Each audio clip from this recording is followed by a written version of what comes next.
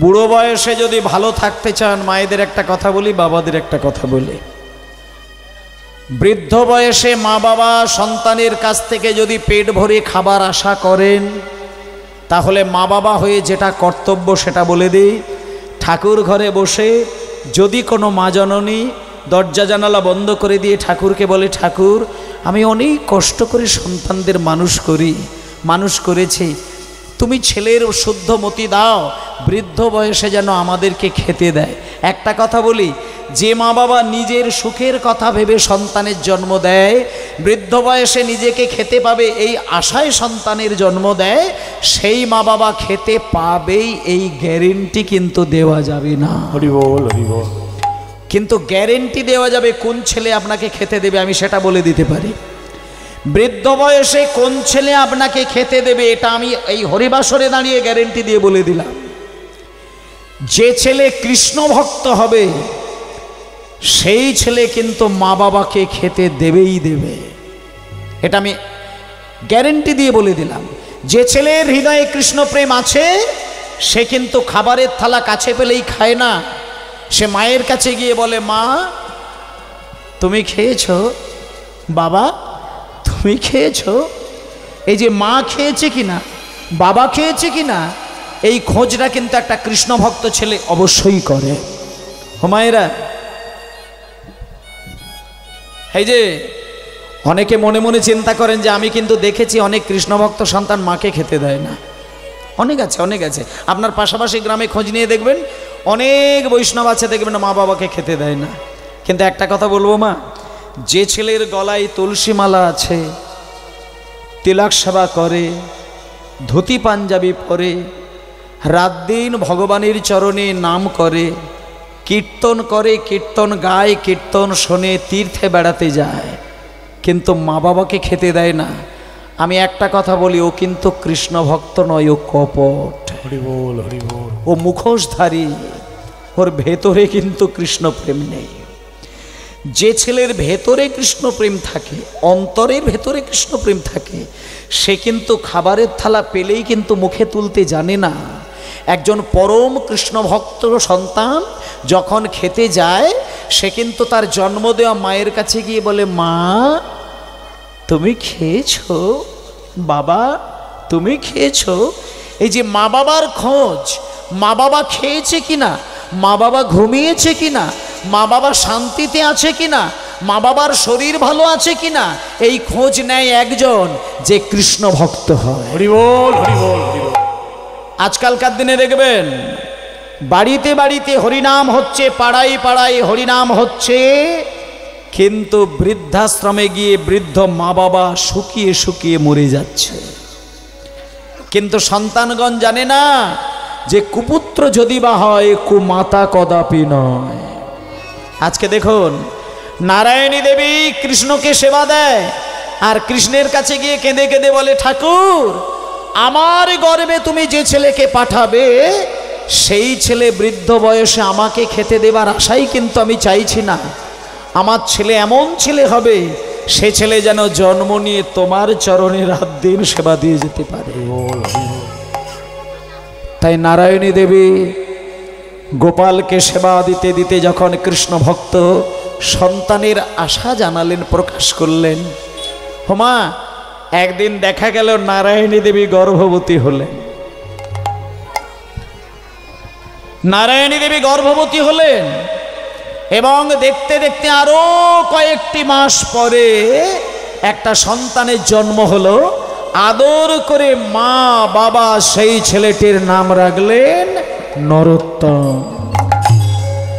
রাজশাহী জেলায় আছে খেতুরি গ্রাম, হরি হরি জেলায় আছে খেতুরি গ্রাম, রাজশাহী জেলায় আছে খেতুরি গ্রাম, রাজশাহী জেলায় আছে খেতুরি গ্রাম, রাজশাহী জেলায় আছে খেতুরি গ্রাম। কি অপূর্ব শোভা তার অতি মনোরা, কি অপূর্ব শোভা তার অতি মনোরা, কি অপূর্ব শোভা তার অতি মনোরা, নরোত্তম জন্ম নিল কৃষ্ণানন্দের ঘরে, নরোত্তম জন্ম নিল কৃষ্ণনন্দের ঘরে, নরোত্তমে জন্ম নিল কৃষ্ণানন্দের ঘরে, জন্ম নিল গো। হরি হরি হরি হরি বল।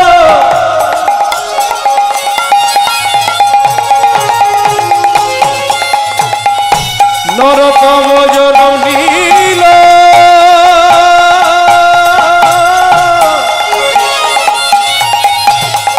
কৃষ্ণনন্দের ঘরে, নরোত্তম জন্ম নিল। আজ নরোত্তমে জন্ম নিল কৃষ্ণানন্দের ঘরে, নরোত্তম জন্ম নিল কৃষ্ণনন্দের ঘরে, আর মহাভাগ্যবতী নারায়ণীর উদরে, মহাবোধি নন্দনের নারায়ণীর ঘরে, নারায়ণীর ঘরে, মহাভাগ্যবতী নারায়ণীর উদরে, উদরে আনন্দ ধরে নাই, আনন্দ ধরে নয়, আনন্দ ধরে নাই, আনন্দ ধরে না, আনন্দ ধরে নাই, ধরে না, নরোত্তমে জনম হেরে আনন্দ ধরে না, নরোত্তমের জন্ম হেরে আনন্দ ধরে ওই না নরোত্তমের জন্ম হেরে আনন্দ ধরে নয়, নরোত্তমের জন্ম হেরে আনন্দ ধরে না, রাজশাহীবাসীর মনে আনন্দ ধরে না, শাহীবাসীর মনে আনন্দ ধরে নয়, রাজবাড়িবাদীর ঘরে আনন্দ ধরে না, বলে রাজশাহীবাসীর মনে রাজপুত্র হলো বলে হরি হরি রাজশাহীবাসীর মনে, রাজশাহীবাসীর মনে, রাজপুত্র হলো বলে রাজশাহীবাসীর মনে আনন্দ ধরে না, আনন্দ ধরে না, আনন্দ ধরে না। দাঁড়াও, এই এতগুলো বছর পরে নারায়ণী দেবীর একটা সন্তান জন্ম নিয়েছে মা। ছেলেটা এত সুন্দর দেখতে হয়েছে, নারায়ণী দেবীর একটাই মাত্র সন্তান হয়েছে, এত অপূর্ব দেখতে, মানে পাশাপাশি গ্রামের লোকজন দেখতে এসেছে যে রাজামশায়ের ছেলে হয়েছে, চোখ কেউ ফিরিয়ে নিতে পারেন না। কিন্তু ওমা নরোত্তমকে দেখতে ভারী মিষ্টি। পাড়া থেকে কত মা জননীগণ এসেছে, রাজার ছেলে হয়েছে, রাজার ছেলে হয়েছে, রাজার ছেলে হয়েছে, বাপরে বাপ, এত চমৎকার দেখতে, এত মিষ্টি দেখতে, মানে দেখে চোখটা ফিরিয়ে নিতে পারছে না। কিন্তু মায়েরা, নরোত্তমকে দেখতে ভারী সুন্দর হয়েছে বটে, কিন্তু গায়ের রংটা কিন্তু ফর্সা নয়, গায়ের রংটা ছিল কৃষ্ণবর্ণে, মানে একটু কালো ছেলে, কিন্তু দেখতে ভারী সুন্দর। এবার দেখতে দেখতে নরোত্তমে যখন ওই ছোট্ট ছেলে জন্ম নিয়েছে, 1 বছর বয়স, 2 বছর বয়স, 5 বছর বয়স হলো, বাবা মনে মনে চিন্তা করলেন যে আমার একটাই মাত্র ছেলে, আমি ছেলেকে বিরাট বড় কি ডাক্তার, মাস্টার, উকিল, ব্যারিস্টার, ইঞ্জিনিয়ার, প্রফেসর এসব কিন্তু চিন্তা করেন না, মানে আদর্শ পিতা তো। আর এখন 3.5 বছর বয়স হলে ছেলেকে ইংলিশ মিডিয়ামে পাঠানোর জন্য মায়েরা ব্যতিব্যস্ত হয়ে যায়, খাওয়া দাওয়া ঘুম নিজের চুলোই গেল, ছেলেকে পণ্ডিত তৈরি করতে হবে, ছেলেকে ইংরেজ বানাতে হবে, ছেলেকে একটা ব্যারিস্টার তৈরি করতে হবে। একটা কথা বলি, আপনি 3.5 বছর বয়স থেকে ছেলেকে একটা পাক্কা ইঞ্জিনিয়ার বানানোর জন্য পাঠিয়ে দিন, ছেলেকে ইঞ্জিনিয়ার তৈরি করে দিন, তৈরি থাকবেন, ছেলে আপনাকে বুক ভরা ব্যথা দেবে, ভালোবাসা দেবে না, এটা গ্যারেন্টি। দেখুন, মা বাবার পাশে বসে যে সন্তান সুশিক্ষায় শিক্ষিত না হবে, সেই ছেলে কোনোদিন মা বাবাকে সম্মান দিতে পারবে না। হয়তো পারলে আপনি ছেলেকে একটা ইঞ্জিনিয়ার বানাতে পারেন, ডাক্তার বানাতে পারেন, একটা টাকার মেশিন বানাতে পারেন, কিন্তু মানুষ তৈরি করতে পারবেন না। তার প্র্যাকটিক্যাল প্রমাণ বলে দেব মায়েরা, আমি বলে দিই, আপনাদের মেদিনীপুর জেলা, এই মেদিনীপুর না, এটা কোন জেলা? উত্তর 24 দক্ষিণ 24 একবারে জি, মানে আপনাদের এই যে 24 পরগনা জেলার মধ্যে যদি কোথাও বৃদ্ধাশ্রম থাকে, মায়েদেরকে বলে দিচ্ছি, আপনারা ওই তীর্থে বেড়াতে যাওয়ার আগে একবার বৃদ্ধাশ্রমগুলো বেড়াতে যাবেন, খুব তিক্ত অভিজ্ঞতা হবে আপনাদের। আমি তো জীবনে 7টা বৃদ্ধাশ্রমে কীর্তন গেয়েছি, মানে চোখের জল আপনি ধরে আটকাতে পারবেন না, শুধু বৃদ্ধাশ্রমে গিয়ে একদিন কাটাবেন। আমি এটা আপনাদের অনুরোধ করলাম। আপনি নবদ্বীপে গিয়ে কি শিক্ষা নেবেন? বৃন্দাবনে গিয়ে কি শিক্ষা পাবেন? আপনি বৃদ্ধাশ্রমে একটা দিন কাটিয়ে আসবেন। যে মা জননীগণ বৃদ্ধ বৃদ্ধা বয়সে কান্নাকাটি করে রাত দিন কাটাচ্ছে না, তাদের সামনে শুধু বসে বসে দেখে আসবেন, বুক ফাটে কাঁদতে ইচ্ছে করবে। আর সব থেকে বড় দুঃখের বিষয়টা কি জানেন? বৃদ্ধাশ্রমে যদি 500 জন মা বাবা থাকে, আপনি প্রত্যেকটা মা বাবাকে প্রশ্ন করে দেখবেন, কোনো চাষ করে খায় এই রকম চাষি ছেলের মা বাবা কিন্তু বৃদ্ধাশ্রমে নেই। একজন রাজমিস্ত্রি কাজ করে খায় এমন ছেলের মা বাবা কোনোদিন বৃদ্ধাশ্রমে যায় না। একটা মাতাল, তার মা তার বাবা কোনোদিন বৃদ্ধাশ্রমে যায় না। বৃদ্ধাশ্রমে যে মা বাবাগুলো বসে বসে কাঁদছেন, তাদের পরিচয় নিয়ে দেখবেন তাদের ছেলেরা সব ভদ্র ভদ্র উচ্চ শিক্ষিত অফিসার। প্র্যাকটিক্যাল কথা বলে দিচ্ছি।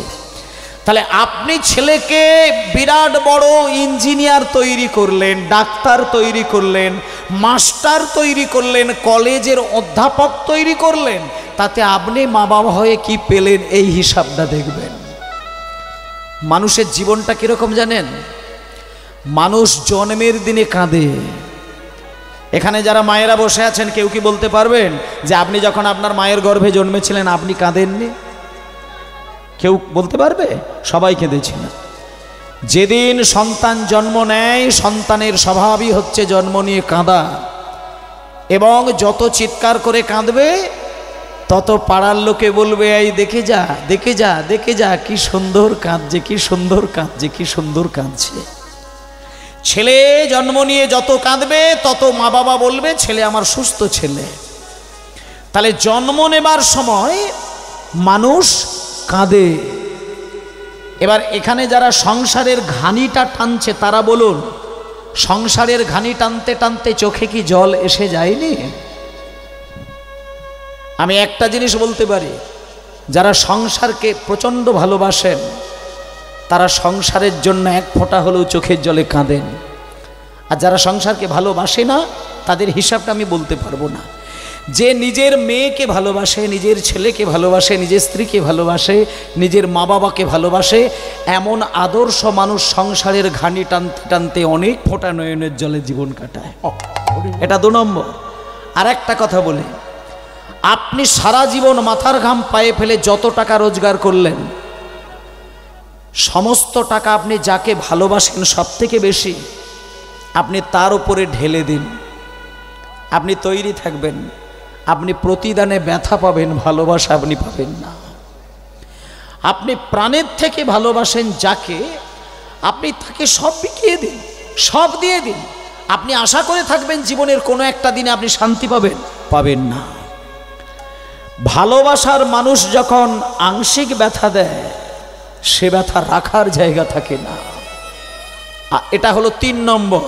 আর 4 নম্বর কথা বলছি, যেদিন আপনার মরণ হয় সেদিন আপনি মৃত্যু যন্ত্রণা সহ্য করতে না পেরে কাঁদেন। তাহলে মায়েরা, বাবারা বিচার করে বলুন তো, মানুষ জীবনে কোন দিনটা হাসে? খুব ভেবে দেখবেন।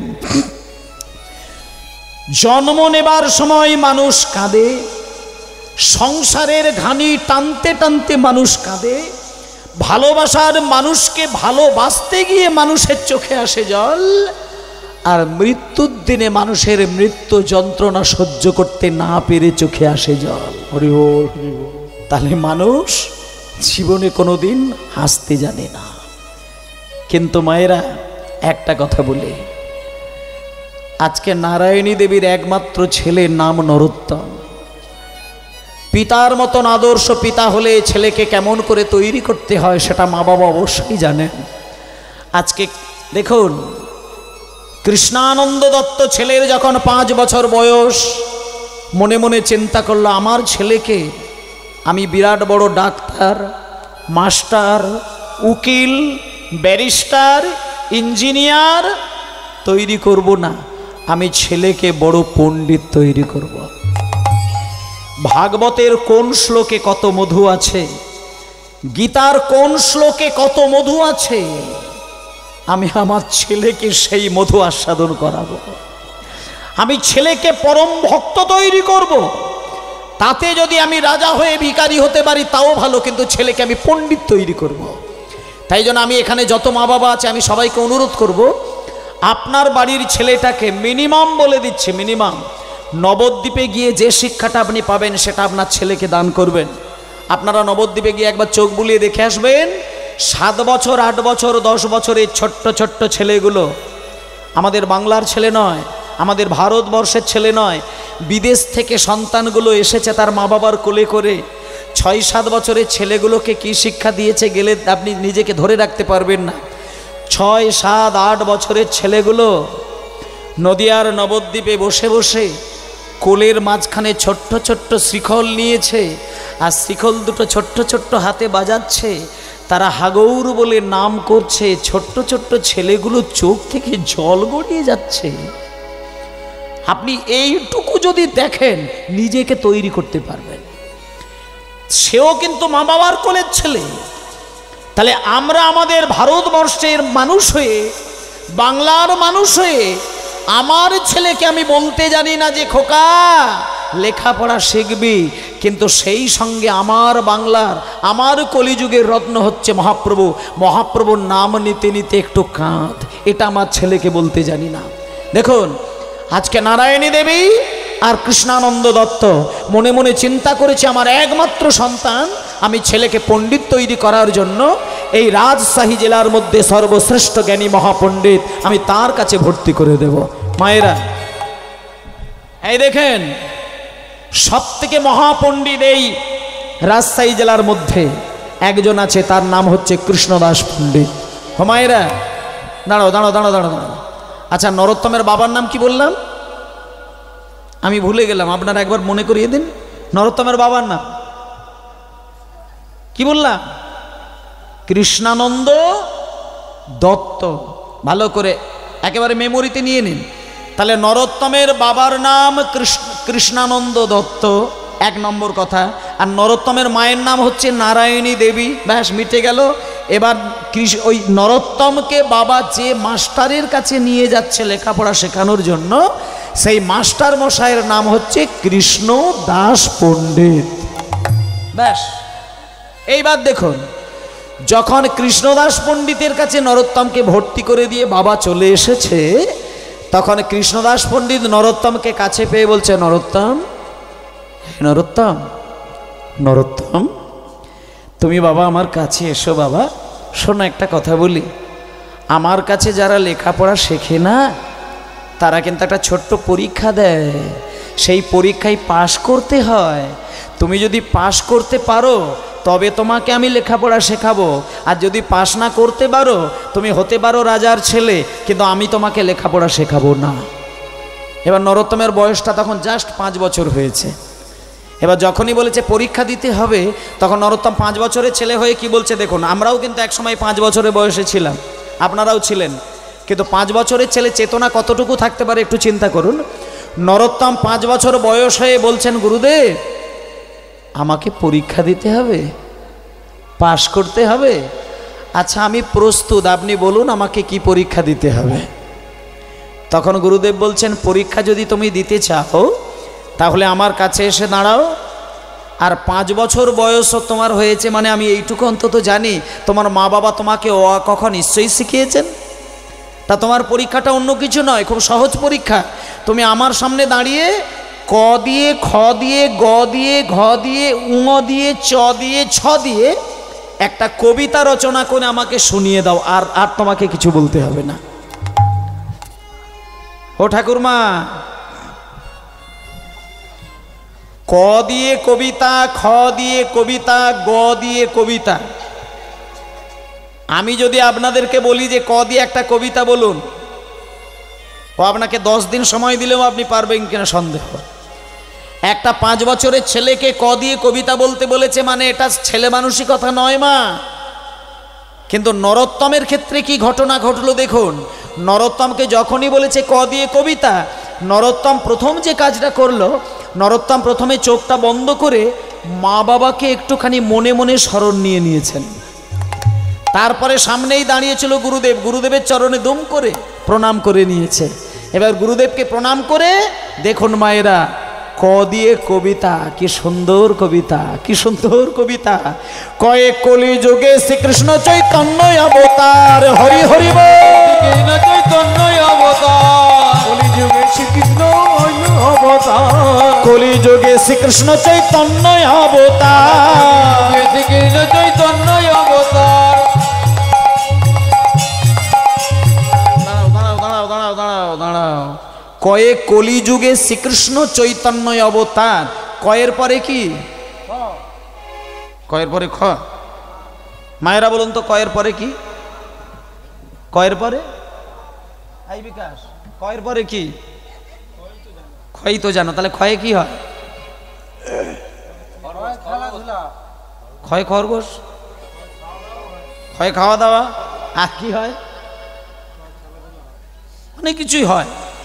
আচ্ছা, আজকে নরোত্তম খ দিয়ে কবিতা রচনা করছে। দেখুন, খেলিবার প্রবন্ধে কইলেন খোল করো তাল, হরি হরি বল। প্রচন্ড হরি খোলে করো তাল, খেলিবার প্রচন্ড হরি খোলে করো তাল। খেলিবার প্রবন্ধে কইল খোল করো তাল, বন্ধ রইল খোলে করো তাল। গড়াগড়ি জানে প্রভু নিজ সংকীর্তনে, গড়াগড়ি যান প্রভু নিজ সংকীর্তনে, গড়াগড়ি যায় প্রভু নিজ সংকীর্তনে, গয়ে গড়াগড়ি জানে প্রভু নিজ সংকীর্তনে, গড়ি যায় রে হরি হরি বল।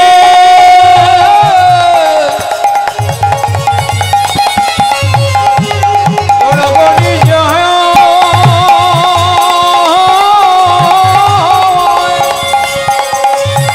গড়াগড়ি যায়, গড়াগড়ি যায়, গড়াগড়ি যান প্রভু নিজ সংকীর্তনে, গড়াগড়ি যায় প্রভু নিজ সংকীর্তনে। ঘরে ঘরে ঘরে হরি নাম তেন সর্বজন, ঘরে ঘরে হরি নামে নিজ সংকীর্তনে, ঘরে ঘরে হরি নাম তেন সর্বজনে, ঘরে ঘরে হরি নামে নিজ সংকীর্তনে। সর্বনাশ। আরে হে খোকা, সামনে আয় তো দেখি। হ্যাঁ নরোত্তম, সামনে আয়। হ্যাঁ রে, কয়ে কলিযুগে শ্রীকৃষ্ণ চৈতন্য অবতার, ক্ষয়ে খেলিবার প্রবন্ধে কইলেন খোল করতাল, গয়ে গড়াগড়ি যান প্রভু নিজ সংকীর্তনে, ঘয়ে ঘরে ঘরে হরিনাম কি দেন সর্বজনে। আচ্ছা, এই কবিতা কি এর আগে কোনোদিন শুনেছিলিস কোথাও? কই হ্যাঁ? না তো, এর আগে কোনোদিন শুনেছিস? ইনকো কি না তো। নরোত্তম বলছে, বাবা ঠাকুর আপনার আশীর্বাদে আর মা বাবার আশীর্বাদে না এই কবিতা মানে ওই আমার হৃদয় থেকে এক্ষুনি সৃষ্টি করে আপনাকে শোনালাম। বাহ, শোন রে বাবা, শোন, আমার কাছে কাছে কাছে শোন। আমি জীবনে যত যত যত যত ছাত্রদেরকে আমি লেখাপড়া শিখিয়েছি না, সবাইকে আমি এই পরীক্ষাটাই নিয়েছিলাম, কেউ পারে না, কেউ বলতে পারে না। আমি এই জীবনে প্রথম দেখলাম যে একটা ছেলেকে এত কঠিন কবিতা বললে সে এত সুন্দর কবিতা শুনিয়ে দিতে পারে। হ্যাঁ নরোত্তম, শোন, আমার কাছে শেখানোর মতন বিদ্যা মনে হয় কিছু হতে পারে না, তবে একটা কথা বলি, যে এত সুন্দর কবিতা বলতে পারে আমি এইটুকু চিন্তা করি, সে মনে হয় মায়ের গর্ভে যতদিন ছিল সেইখান থেকেই সে পণ্ডিত হয়ে জন্ম নিয়েছে। হরি বল, হরি বল। এই বলে মায়েরা 5 বছর বয়সে লেখাপড়া শিখতে গেছে, আর 6 বছর বয়সে লেখাপড়া শেষ হয়ে গেছে। 1 বছরের মধ্যে নরোত্তম পণ্ডিত হয়ে বাড়িতে আসলো। এইবার নরোত্তমকে শেষ বিদ্যাটা শেখাচ্ছেন মায়েরা। বলুন, এই দেখুন, যখন ছেলেটার বয়স হয়েছে 6 বছর, তখন গুরুদেব একদিন বলছে, নরোত্তম শোনো, আমার কাছে যা যা ছিল আমি তোমাকে একবারে ঝেড়ে দান করে দিয়েছি, আর আমার কাছে কিচ্ছু নেই, আমার কাছে কোনো বিদ্যা নেই, আমি উজাড় করে দিয়ে দিয়েছি। তবে একটা কথা আমি শেষ বিদ্যা তোমাকে বলে দিই, তুমি বাড়িতে যাবে, তোমার মা বাবাকে প্রণাম করবে। এবার মা বাবাকে প্রণাম করার পরে একটা গোপন কথা আমি তোমাকে বলবো, তুমি কিন্তু কাউকে এটা বলবে না। আমি জীবনে যে কথাটা আমি কাউকে বলি না, আজকে আমি সেই কথা তোমাকে বলবো। নরোত্তম, তুমি বাড়িতে গিয়ে প্রথমেই তুমি মাকে প্রণাম করবে, তারপরে তুমি তোমার বাবাকে প্রণাম করবে, তারপরে মা বাবাকে প্রণাম করার পরে পদ্মা নদীর জলে একদিন ডুব দেবে, স্নান করবে। আর পদ্মা নদীর জলে যখন ডুব দেবে, কাছে এসো, কাছে এসো, আমি জোরে বলবো না, আস্তে আস্তে বলবো। ওমা, এই যেই জন্য আপনাদেরকে বলেছিলাম যে পদ্মা নদীতে গেলে আপনি কি পাবেন সেইটা শুনে যান। আজকে নরোত্তমকে গুরুদেব বলছে, নরোত্তম তুমি পদ্মা নদীর জলে যখন স্নান করার জন্য যাবে না, আমি তোমায় একটা কথা বলি, ওই পদ্মা নদীর জলে আমি জানি চৈতন্য মহাপ্রভু একদিন স্নান করেছিলেন। আর আমি এইটুকু জানি যে মহাপ্রভুর পায়ের ধুলোটা ওই পদ্মা নদীর জলে আজও মিশে আছে। তাই নরোত্তম, তুমি যখন স্নান করতে যাবে, তুমি যখন ডুবটা দেবে না জলে, তুমি জলে ডুব দেবার পরক্ষণেই তুমি পদ্মা মাকে কেঁদে কেঁদে বলবে, মা আমি গুরুদেবের মুখে শুনেছিলাম তোমার জলে নাকি চৈতন্য মহাপ্রভু স্নান করেছেন, আর তোমার জলে নাকি মহাপ্রভুর পদধূলি মিশে আছে। তা পদ্মা মা, আমি তো তোমার সন্তান, তুমি একটুখানি ওই মহাপ্রভুর চরণধুলো আমার মাথায় বুলিয়ে দেবে। এবার তোমার কথা শুনে যদি পদ্মা নদী ওই চরণধুলোর একটি ধূলিকণা তোমার মস্তকে বুলিয়ে দেয়, তাহলে জানবে তোমার মানব জীবনটা ধন্য হয়ে গেছে। তাই গৌর হরি বল। এইবার মায়েরা, যখনই গুরুদেব এই কথাটা শুনিয়ে দিয়েছে, সঙ্গে সঙ্গে গুরুদেবকে প্রণাম করেই নরোত্তম চলে এলো বাড়ি। ভজ রাধা কৃষ্ণ গোপাল কৃষ্ণ কৃষ্ণ কৃষ্ণ বল মুখে মনোরে, ভজ রাধা কৃষ্ণ হরি হরি বল, হরি হরি বল। কৃষ্ণ কৃষ্ণ কৃষ্ণ বল মোকে মনোরে, আর ভজ রাধা কৃষ্ণ গোপাল কৃষ্ণ কৃষ্ণ কৃষ্ণ বল মুখে মনোরে। ভজ রাধা কৃষ্ণ গোপাল কৃষ্ণ কৃষ্ণ কৃষ্ণ বলো মুখে মনোরে। নামে বুক ভরে যায় অভাবে বেটা, নামে বলে ভরি যায় অভাব মিটা, বুক ভরে যায় অভাবে মেটা, ভরে যায় এ অভাব মেটা, নামে বলে ভরি যায় হরি তাই গৌর হরি হরি বল। হরি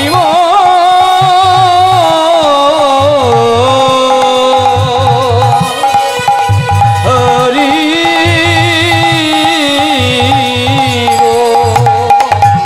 নামে ভোগে ভরি যায় অভাব মিটা, নামে বুক ভরে যায় অভাব মেটায়, স্বভাব জাগায় মহা সুখে।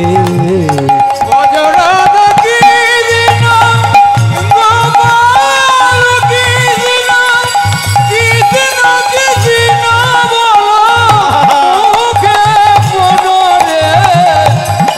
রাধা কৃষ্ণ গোপাল কৃষ্ণ কৃষ্ণ কৃষ্ণ বল মোকে মনোরে, রাধা কৃষ্ণ রাধা কৃষ্ণ রাধা কৃষ্ণ। নিতাই গৌর প্রেমানন্দে হরিবোল হরিবোল হরিবোল। ভক্তমণ্ডলী মায়েরা, হ্যাঁ দেখুন, তাহলে নরোত্তম এই পর্যন্ত আসতে মায়েরা, নরোত্তম এই পর্যন্ত বাবার বাড়িতে আবার ফেরত আসলেন। বাবা 5 বছর বয়সে গুরুদেবের বাড়িতে পাঠিয়ে দিয়েছিল, 1টা বছর গুরুর গৃহে কাটালো, 6 বছর বয়সে নরোত্তম পণ্ডিত হয়ে বাড়িতে আসলো।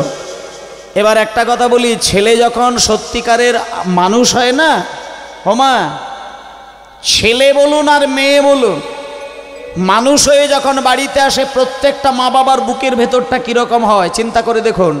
ছেলে মানুষ হলে মায়ের চোখ থেকে জল এসে যায়, এটা প্র্যাকটিক্যাল। আপনার ছেলে যখন সত্যিকারের একটা মিষ্টি ছেলে হবে, সত্যিকারের একটা আদর্শ মানুষ হবে, আপনি ছেলেকে বুকে জড়িয়ে ধরে হাসবেন না কাঁদবেন? এটা মা কিন্তু কাঁদে, জড়িয়ে ধরে কাঁদে। আজকে যখন নরোত্তম একটা সত্যিকারের পণ্ডিত হয়ে দেখা দিয়েছে মায়ের কোলে, তখন মা নরোত্তমকে বুকে জড়িয়ে ধরে কাঁদছে, আর বাবা মায়ের কোল থেকে ছেলেটাকে ছিনিয়ে নিয়ে সামনে দাঁড়িয়ে বলছে, এই নরোত্তম, হ্যাঁ রে বাবা, হেই খোকা আমার কাছে আয়। আমি তোকে কথা দিয়েছিলাম যে তুই পণ্ডিত হয়ে বাড়িতে আসলে আমি তোকে একটা কিছু দেব। তা তুই আমার সন্তান, তুই পণ্ডিত হয়ে আমি বাবা হয়ে আমি খুব খুশি হয়েছি। আমার মতো বাবা যখন তোর মতো ছেলেকে কাছে পেয়ে আনন্দ পেয়েছে, পণ্ডিত হয়েছে দেখে আমি খুব আনন্দ পেলাম। তবে এবার বাবা হয়ে আমি তোকে একটা কথা বলি বাবা, শোনো, তুই সন্তান হয়ে বাবার কাছে প্রাণ খুলে কি চাস বল, আমি তোকে দিয়ে খুশি হব। ছেলে তখন বলছে, বাবা আপনি আমাকে দেবেন, আপনি আমাকে দেবেন? আরে দেব মানে কি বলছিস? এই দেবেন দেবেন কি কথা? তুই আমার ছেলে, আমি তোর বাবা, তাছাড়া আমি একজন রাজা, তুই যা চাইবি তাই দেব, দরকার হলে আমি ভিখারি হয়ে তোকে রাজা করে দেবো, বল তুই কি চাস? তখন নরোত্তম বলছে, বাবা আপনি যদি আমাকে মানে ওই সত্যিই কিছু দিতে চান, মানে আমি আপনার কাছে বেশি কিছু চাইবো না, আমি সন্তান হয়ে আর আপনি বাবা হয়ে আপনার কাছে আমি হাত পেতে একটা জিনিস চাইব, আপনি আমাকে অনুমতি দেন আমি পদ্মা নদীর জলে গিয়ে শুধু একবার স্নান করব। কি বললি? দাঁড়া দাঁড়া দাঁড়া দাঁড়া দাঁড়া দাঁড়া, এই দাঁড়া, পাগলের মতো কথা বলছিস, কি বললি? বল তুই কি চাস? নরোত্তম বলছে, বাবা আমি বললাম তো, আপনি আমাকে শুধু অনুমতি দেন আমি পদ্মা নদীর জলে গিয়ে স্নান করব। বাবা তখন বলছে, খোকা পদ্মা নদীর জলে স্নান করতে গেলে সেটা আবার বাবার কাছ থেকে চাইতে হয়? চাইতে হয় আবার? তবে শোন, চেয়েছিস যখন আমি দেব, ঠিক আছে দেব, আমি কথা দিলাম। এই কে আছিস? বলুন বলুন। হ্যাঁ কে আছিস? বলুন। আমার রাজবাড়ির একটা ঘরের মধ্যে দেখবি কয়েকখানা সোনার কলসি রাখা আছে, তার মধ্যে থেকে একটা বড় সোনার কলসি নিয়ে আয়, আর সেই সোনার কলসিতে করে পদ্মা থেকে জল ভরে আমার ছেলের মাথায় ঢেলে ঢেলে আমার ছেলেকে পদ্মা নদীর জলে স্নান করিয়ে দে। নরোত্তম বলছে, বাবা আমি ওইভাবে স্নান করব না, আমি ওইভাবে স্নান করব না, আমি নদীর কাছে গিয়ে নদীর জলে গিয়ে আমি ডুব দিয়ে স্নান করব। ও আচ্ছা আচ্ছা আচ্ছা আচ্ছা আচ্ছা, ঠিক আছে ঠিক আছে, তার মানে তুই নদীতে যাবি, এই তো? ঠিক আছে দাঁড়াই, কে আছিস রে? বলুন বলুন। আমার একটা সোনার পালকি রয়েছে, সেই সোনার পালকিটাতে দামি দামি ফুল দিয়ে সাজাতো, আমার ছেলেকে আমি পালকির ভেতরে করে নিয়ে পদ্মা নদীর জলে যাব। তখন নরোত্তম বলছে, বাবা আমি পালকিতে চড়ে যাব না, পালকিতে চড়ে যাব না। শোনো বাবা, পালকিতে চড়ে যদি কোনো মানুষ কোথাও যায় না, সেটা তাকে কাঁধে চড়ে যেতে হয়, আর লোকের কাঁধে চড়ে গেলে অন্তরে ভক্তি লাভ হবে না। আমি পালকিতে চড়ে যাব না। আচ্ছা বেশ, পালকিতে চড়ে যাবি না, তাহলে আমি একটা গরুর গাড়ি তৈরি করি, গরুর গাড়িতে করে যাবি। না আমি গরুর গাড়িতেও যাব না, তাহলে ঘোড়ার গাড়িতে যাবি? না, আমি ঘোড়ার গাড়িতেও যাব না। বাবা তখন বলছে, তবে কি তুই হেঁটে হেঁটে যাবি? না, আমি হেঁটে হেঁটেও যাব না। হ্যাঁ, দাঁড়া দাঁড়া দাঁড়া দাঁড়া দাঁড়া, শোন, পালকিতে চড়ে যাবি না, গরুর গাড়িতে যাবি না, ঘোড়ার গাড়িতে যাবি না, হেঁটে হেঁটে যাবি না, সোনার কলসিতে করে জল আনলে তাও মেনে নিবি না, তাহলে তুই কিসে করে যাবি? যখনই বাবা বলেছে কিসে করে যাবি, এই দেখুন এই তত্ত্বগুলো উপলব্ধি করবেন। যখনই বাবা প্রশ্ন করেছে কিসে করে যাবি, তখন নরোত্তমে কেঁদে কেঁদে কেঁদে কেঁদে বলে, বাবা গো,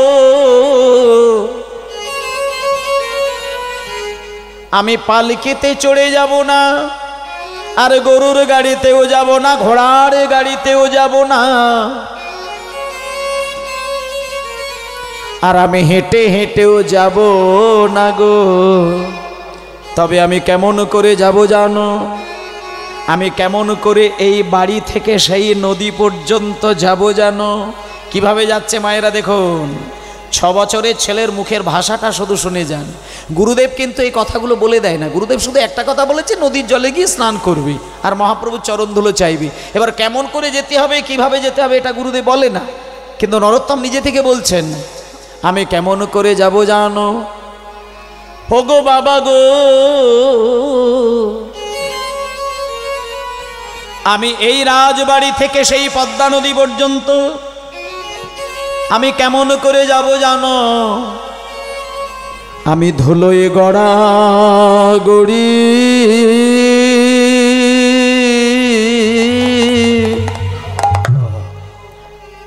দিয়ে যাব,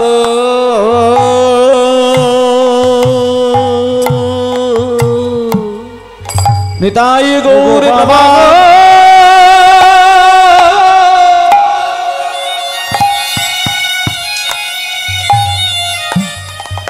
আমি ধুলোয় গড়া রে দিয়ে যাব, ও গো বাবা গো, ও ও ও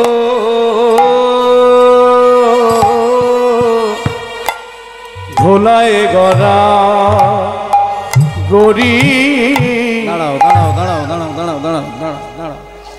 ও বাবা, আজকে 6 বছরের ছেলেটা যখন আস্তে আস্তে আস্তে আস্তে 6 বছরের ছেলে আস্তে, ও বাবা, এই ভাই সামনে কথা নেই, আস্তে।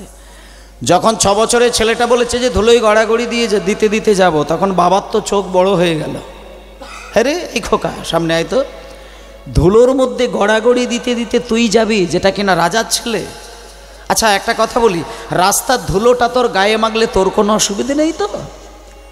তা বেশ, তোর যদি ধুলো মাগলে তোর কোনো অসুবিধে না হয়, তাতে যদি তোর আনন্দ হয়, আমি বাবা হয়ে তোকে অনুমতি দিয়ে দিলাম, চলে যা চলে যা তুই। এবার ছেলেকে অনুমতি দিয়ে দিয়েছে, কিন্তু ছেলে কি আর একা যাবে? বাবা তো রাজা। বাবা একটা 2জন প্রহরী দেখলেন, 2জন প্রহরীকে বলল, গো আমার ছেলে 6 বছর বয়স, ও শিশু বালক, ও এখনো পর্যন্ত কোনোদিন পদ্মা নদীকে ভালো করে চোখেই দেখে না, ও কোনোদিন জীবনে নদীর জল এখনো স্পর্শই করে না। আমি তোমাদের 2জনকে নরোত্তমের পিছনে পিছনে পাঠিয়ে দিলাম। তোমরা একটা কাজ করবে, এখনো গড়াগড়ি দিতে দিতে যাচ্ছে, যাক, তোমরা ওর গায়ে হাত দেবে না। যখন ও জলে নামবে, তোমরা তাড়াহুড়ো করে ওর 2টো হাতকে ধরবে। ও যখন ডুব দেবে, ডুব দেওয়া হয়ে গেলেই ওকে তুলে নিয়ে বাড়ি চলে আসবে। দেখো ছেলের যেন কোনো ক্ষতি না হয়। এই বলে মায়েরা দেখুন, নরোত্তম গড়াগড়ি দিতে দিতে দিতে দিতে দিতে দিতে দিতে দিতে দিতে দিতে বহু দূরে চলে গেল। আর যে 2জন প্রহরী, তারা নরোত্তমের সঙ্গে সঙ্গে সঙ্গে সঙ্গে যাচ্ছে। এবার গড়াগড়ি দিতে দিতে একেবারে নদীর ঠিক জলের কাছে গিয়ে না, নরোত্তম আর গড়াগড়ি দেয় না, এবার উঠে দাঁড়িয়েছে। নরোত্তম ভাবছে আমি নদীর জলে স্নান করব, কিন্তু স্নান করতে গেলে প্রথমেই তো নদীর জলে আমাকে পাটা দিতে হবে। আর আমি এইটুকু জানি যে নদীর জলে স্নান করতে গেলে আমি যদি পাটা আগে জলে দিই, তাহলে তো পদ্মা মায়ের মাথাতেই তো পা তুলে দিলাম। না না না না না না, এটা ঠিক না। আমি নদীকে মা বলছি, সেই নদীর জলে প্রথমেই পা দেব? না না না না না, আমি বরং নদীকে ভালো করে প্রণাম করে নেব। এই বলে নরোত্তম করেছে কি, পা আগে বাড়ায় না, হাত আগে জলে স্পর্শ করে না, সুন্দর করে পদ্মা মাকে প্রণাম করতে গেছে। আর যেই লম্বা হয়ে শুয়ে পড়ে মাকে প্রণাম করতে গেল, অমনি নরোত্তমের মাথাটা নদীর জলের ঢেউ এসে ছুঁয়ে গেল। এইবার আমি মায়েদেরকে একটা প্রশ্ন করব, আপনাদের একটা কথা মনে আছে কি? অনেকগুলো বছর আগের ঘটনা আমি বলি। চৈতন্য মহাপ্রভু পদ্মা নদীর জলে স্নান করতে গিয়ে 3 ফোঁটা চোখের জল নদীর জলে মিশিয়ে দিয়েছিল, মনে আছে আপনাদের? আচ্ছা, এবার মহাপ্রভু বলেছিল কি যে এই 3 বিন্দু জল 5-6 বছরের একটা ছেলে নরোত্তম যেদিন প্রথম স্নান করতে আসবে তার হৃদয়ের মধ্যে বুলিয়ে দেবে, সেটাও মনে আছে। এবং বলেছিল যে ছেলেটা স্নান করতে আসার সময় দেখবি তোর জল ছুঁলে শতগুণ বৃদ্ধি পেয়ে যাবে। আজকে সেই দিন, যখনই নরোত্তম প্রণাম করতে গেছে পদ্মা নদীকে, সঙ্গে সঙ্গে নদীর জলের ঢেউটা এসে নরোত্তমের মাথাটা স্পর্শ করল। আর যেই নদীর জলটা নরোত্তমের অঙ্গ ছুঁয়ে গেল, প্রণামের ছলে জলে পরশ করিল। হরিবল। জলে জলে পরশ করিল, প্রণামের ছলে জলে পরশ করিল, প্রণামের ছলে জলে পরশ করিল, প্রণামের ছলে জল পরশ করিল, প্রণামের ছলে জল পরশ করিল। আর তখনই পদ্মা নদীর তরঙ্গ বাড়িল। হরি হরি বল। পদ্মা নদীর তরঙ্গ বাড়িল, তখনই পদ্মা দেবীর তরঙ্গ বাড়িল, পদ্মা নদীর তরঙ্গ বাড়িল, বলি তরঙ্গ বাড়িল, বলি তরঙ্গ বাড়িল, তরঙ্গ বাড়িল, বলি তরঙ্গ বাড়িল, নরোত্তমের ছোঁয়া পেয়ে তরঙ্গ বাড়িল, নরোত্তমের ছোঁয়া পেয়ে তরঙ্গ বাড়িল, নরোত্তমের ছোঁয়া পেয়ে তরঙ্গ বাড়িল, নরোত্তমের ছোঁয়া পেয়ে তরঙ্গ বাড়িল, নরোত্তমের ছোঁয়া পেয়ে নিতাই গৌর হরি বলে। হরি হরি বল। গৌর হরি বলে, নরোত্তমের ছোঁয়া পেয়ে গৌর হরি বলে, নিতাই গৌর হরি বলে, নরোত্তমের ছোঁয়া পেয়ে তরঙ্গ বাড়িল, তরঙ্গ বাড়িল, তরঙ্গ বাড়িল। সর্বনাশ হয়ে গেছে মা। যখনই পদ্মা নদীতে আসতে মা স্নান করার জন্য, যখনই প্রণাম করার জন্য নদীর জলটা ছুঁয়ে গেছে, নদীর ঢেউটা যে গতিতে চলছিল ওইখান থেকে কয়েক শতগুণ ঢেউ একটা বৃদ্ধি পেয়ে গিয়ে এক ঝাপটায় ওই 6 বছরের ছেলেটাকে একেবারে জলের গভীরে নিয়ে চলে গেল। এবার যে দুজন প্রহরী তারা তো মানে চোখের পলক ফেলতেই পারল না, হঠাৎ করে নরোত্তমকে হারিয়ে ফেলল। তারা বুঝতে পারল না যে নরোত্তমের হাতটা ধরবো কখন। হঠাৎ করে যখন ঢেউটা দিয়ে নরোত্তমকে জলের তলায় তলিয়ে নিয়েছে, ওমা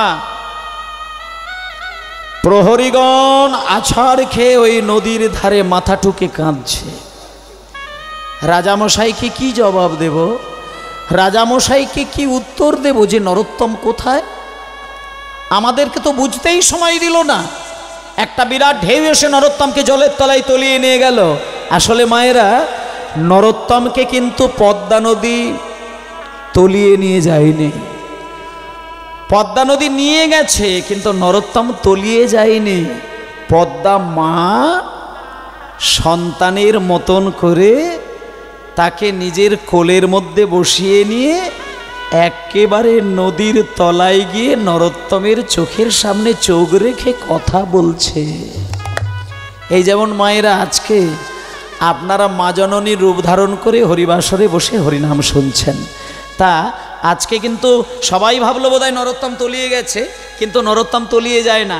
নরোত্তমকে পদ্মা মা না নিজে একটা মা জননীর বেশ ধারণ করে ঘোমটা দিয়ে শাড়ি পরে কোলের মধ্যে নরোত্তমকে বসিয়ে নিয়ে চোখের সামনে চোখ রেখে নরোত্তমের দিকে তাকিয়ে আছে। এবার নরোত্তম তো বাচ্চা ছেলে, সে কিছুই বোঝে না।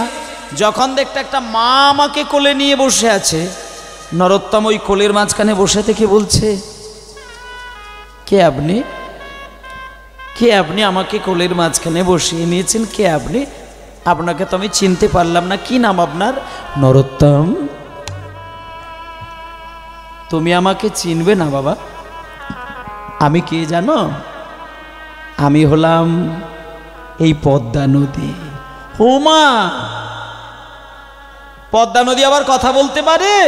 হ্যাঁ রে নরোত্তম, পদ্মাও কথা বলে, তবে সবার সঙ্গে কথা বলে না।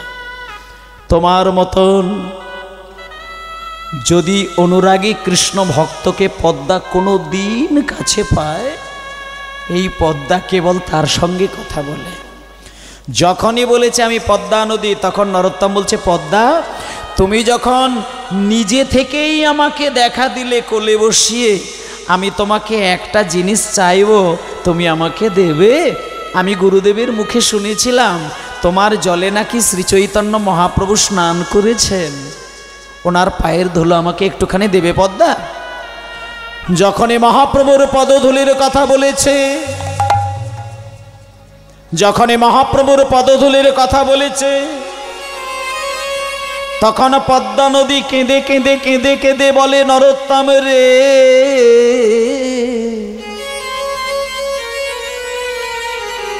আমার জলে মহাপ্রভুর পদধূলি মিশে রয়েছে তো জগতে সবার জন্য, কিন্তু তোর জন্য মহাপ্রভু কি যে রেখে গেছে তা তুই জানিস নাই। আমি এতদিনই ছিলাম সেই গৌর প্রেমে ধনে ধনী, আর আজকে সেই প্রেমে তোর হৃদয়ে আমি মাখিয়ে দিয়ে আমি আজকে হব প্রেমের কাঙালিনী,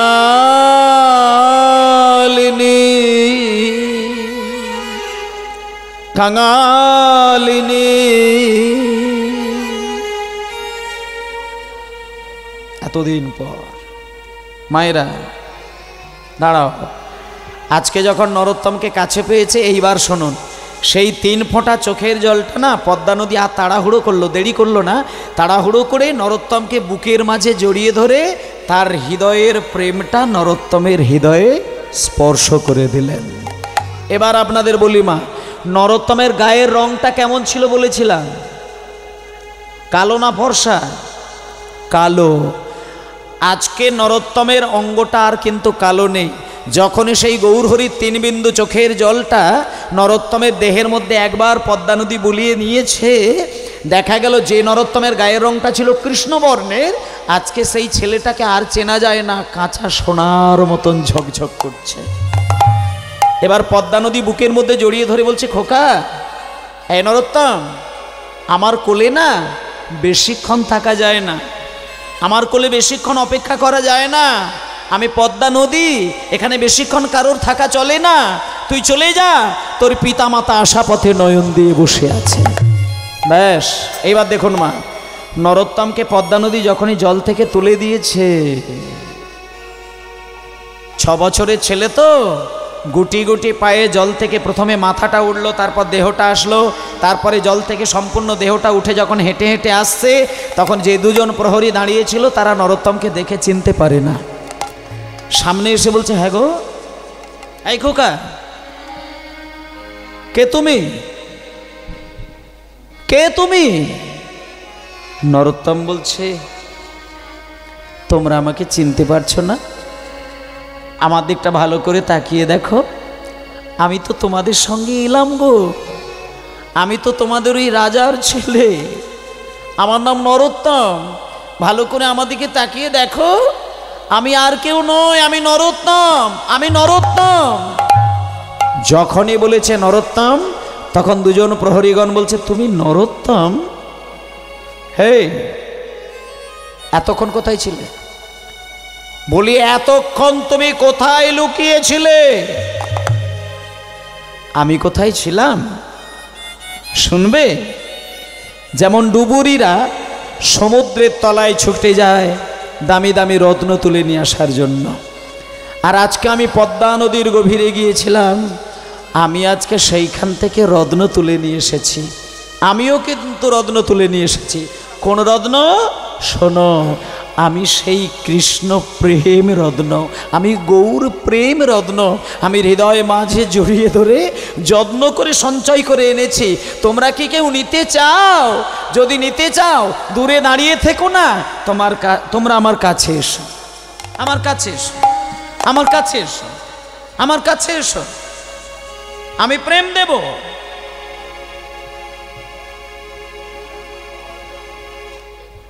এসো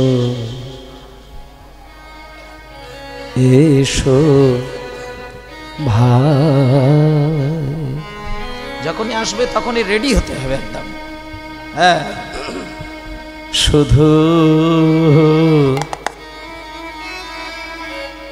গান গায় কৃষ্ণ নাম হরি নাম, নিতাই গৌর হরি হরি বল। গানে গা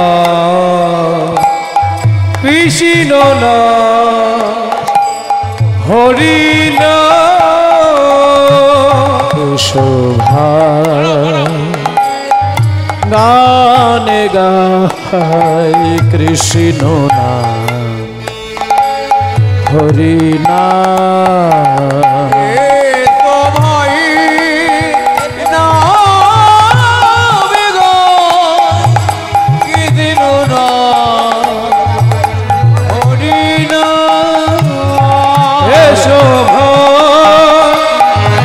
গানে গা কৃষ্ণ নাম হরি নাম, চরাচরে বল হরি চরাচরে হরি হরি বল, হরি হরি বল। হরি চরাচরে বল হরি, চরাচরে বল হরি বল নাম, মধুর নাম কৃষ্ণ নাম হরি নাম। চরাচরে বল হরি কৃষ্ণ নাম মধুরী নাম হরি নাম কৃষ্ণ নাম,